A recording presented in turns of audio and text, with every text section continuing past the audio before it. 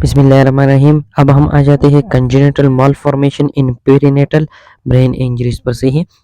इसमें क्या कहते हैं कि जब हमारे सेंट्रल नर्वस सिस्टम में मालफॉर्मेशन होती है तो क्या हमें नज़र आता है, ये तीन चीज़ें हमें नज़र आती है। या तो उसको मेंटल रिटार्डेशन होगा, उसका मेमोरी आईक्यू लेवल स्लो होगा, सेरेब्रल पाल्सी हो सकता है, और इसके अलावा जो न्यूरल ट्यूब होता है डेवलपमेंट के दौरान उसमें भी डिफेक्ट्स आ सकते हैं। ज़ाहिर बात है ये ऐसी बीमारियां हैं जो ड्यूरिंग प्रेगनेंसी उस बच्चे को लगती है, इसीलिए वजह से डेवलपमेंट के दौरान ये चीज़ें हो सकती है सही है।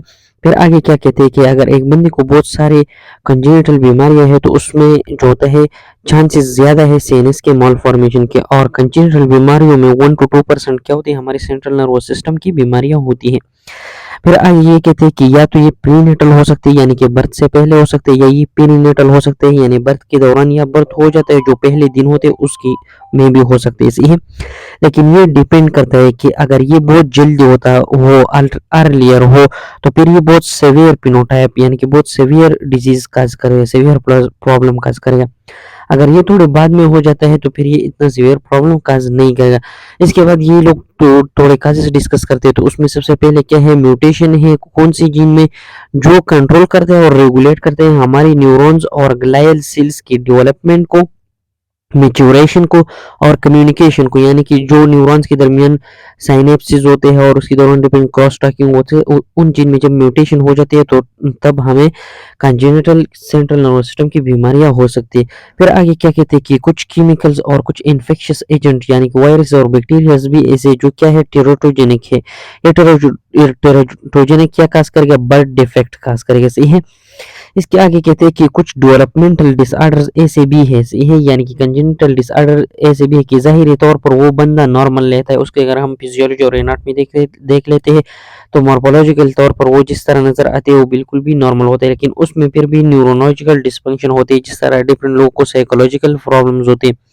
आगे क्या कहते हैं कि एक रिसेंट रिसर्च के मुताबिक हमने क्या किया कि एक जीन को पाया जिसमें क्या फंक्शन करता था, हमारे साइनेप्टिक्स जो होते हैं, साइनेप्स जो होते हैं उनकी मेंटेनेंस रखता था, यानी कि दोनों न्यूरॉन्स के दरमियान जो कम्युनिकेशन है उनको मेंटेन रखता था, सही है। जब उस जीन में म्यूटेशन हो गया तो उसने क्या काज किया, ऑटिज्म काज किया। ऑटिज्म क्या है, ये भी एक ऐसी बीमार है जिसमें थिंकिंग, डिसीजन वगैरह, मेमोरी भी इसमें आते हैं, ये कम हो जाती है, सही है। फिर इसके बाद क्या कहते हैं, रेट सिंड्रोम के बारे में कहते हैं कि जो रेट सिंड्रोम है ये एक एक्स लिंक्ड डोमिनेंट डिसऑर्डर है, सही है। इसमें क्या होता है कि जो जीन हमारे एपिजेनेटिक मॉडिफिकेशन करती है कौन सी जगह के regulatory region of the chromatin की, सही है। तो जब इनमें म्यूटेशन आ जाती है तो ये क्या करता है कि जो फर्स्ट ड्यूरिंग द बर्थ या आफ्टर बर्थ जो होते हैं वो गर्ल बिल्कुल नॉर्मल रहती है, जो फीमेल को ये रेट सिंड्रोम होता हो, सही है।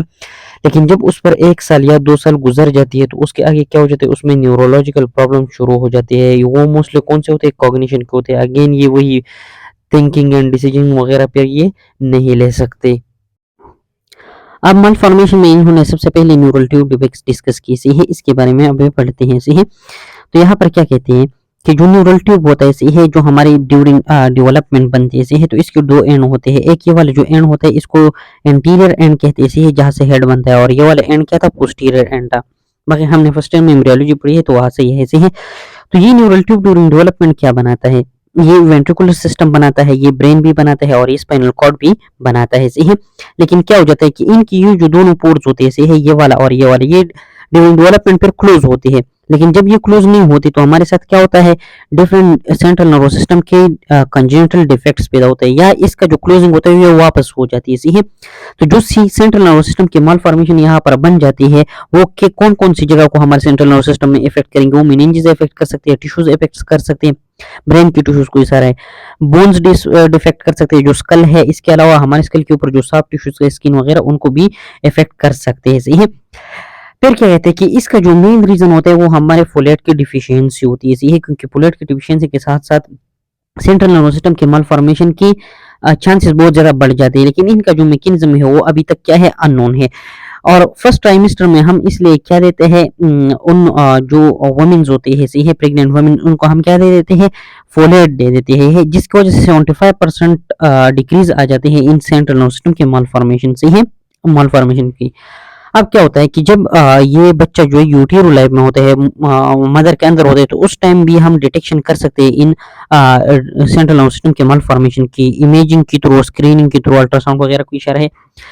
लेकिन ये जो इमेजिंग स्क्रीनिंग होता है ये डिफरेंट होता है। इसके थ्रू हम क्या देखते हैं, एक प्रोटीन है जिसको कहते हैं अल्फा P2 प्रोटीन से है, वो उसका कंसंट्रेशन देख लेते हैं और फिर उससे हम अंदाजा लगा लेते हैं कि आया इस बच्चे को सेंट्रल नर्वस सिस्टम के मालफॉर्मेशन है या नहीं है। सही है। फिर इसके बाद ये लोग क्या डिस्कस करते हैं कि जो पोस्टीरियर एंड है, ये वाला एंड है, जैसे स्पाइनल कार्ड एराइज होता था, सही है, उसमें ज्यादातर न्यूरल ट्यूब की मालफॉर्मेशन होती है, मोस्टली यहाँ पर होती है। सही है। इस रीजन से क्या ग्रो करता है, हमारा स्पाइनल कार्ड ही ग्रो करता है। लेकिन बाज़ औक़ात ये जो मालफॉर्मेशन होती है ये एसिम्प्टोमेटिक होती है, इसकी कोई क्लिनिकल साइन सिम्टम्स नहीं होते और इसको हम स्पाइना बिफिडिया ओकल्टा है, इस तरह का कुछ नाम है, ये कहते हैं। लेकिन बाज़ औक़ात ये बहुत ज़्यादा सीरियस डिफेक्ट्स काज कर सकते हैं, जिसको हम ओनली एंड ओनली स्पाइना बिफिडिया कहते हैं। इसमें क्या होता है कि जो हमारा स्पाइनल कार्ड होता है, इसी है उसका कुछ सेगमेंट होते हैं बिल्कुल फ्लैट होते हैं और डिसऑर्गेनाइज होते हैं। नॉर्मली जिस सेगमेंट जिस पैटर्न में रखना होता है उससे ये बिल्कुल मुख्तलिफ होता है, इरेगुलर होता है, इसमें कुछ एलिवेशन वगैरह हो सकती है। इसी है।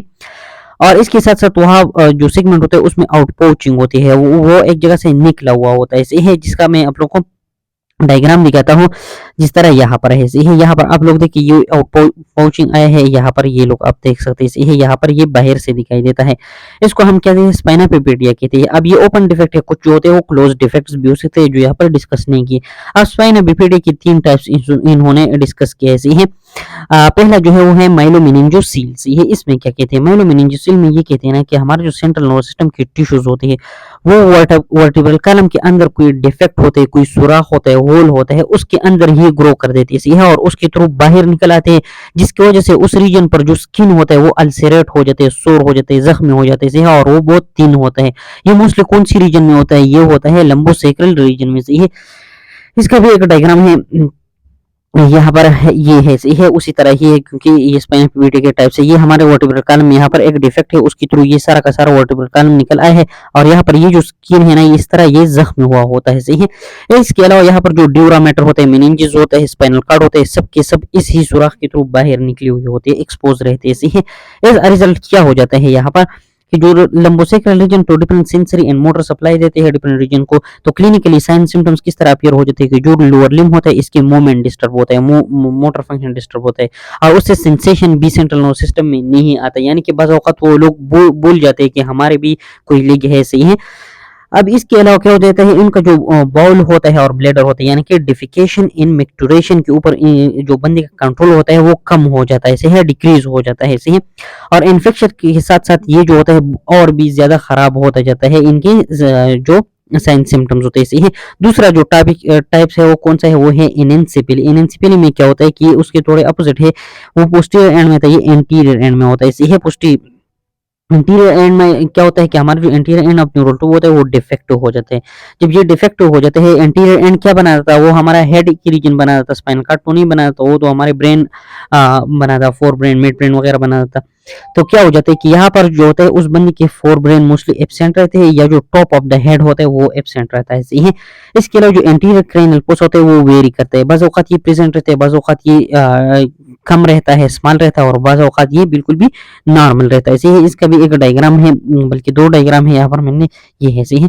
एक ये डायग्राम है, ये वाला जो है यहाँ पर नॉर्मली ये हेड पड़ा हुआ है। सही है। और यहाँ पर ये इतना डिक्रीज कर चुका है, नॉर्मली यहाँ पर होना चाहिए, अब ये इतना डिक्रीज कर चुका है। सही है। अब इसके अलावा इसका जो पिक्चर है ये आप लोग देख सकते हैं, ये वो है, उसके जो क्रेनियल रीजन है ये एब्सेंट है, इसके अलावा इसका फोर ब्रेन भी अंदर एब्सेंट है। सही है। इसके साथ अब आगे जो तीसरा वो आता है उसको कहते हैं इंसेफेलोसील। सही है। इसमें क्या कहते हैं कि एक डाइवर्टिकुलम निकल आता है। डाइवर्टिकुलम का मतलब ये कि कोई आउटग्रोथ निकल आता है, कौन सी रीजन में, क्रेनियम में। सही है। वहां पर स्पाइनल कार्ड में, तो यहाँ पर भी क्रेनियम में होता है। सही है।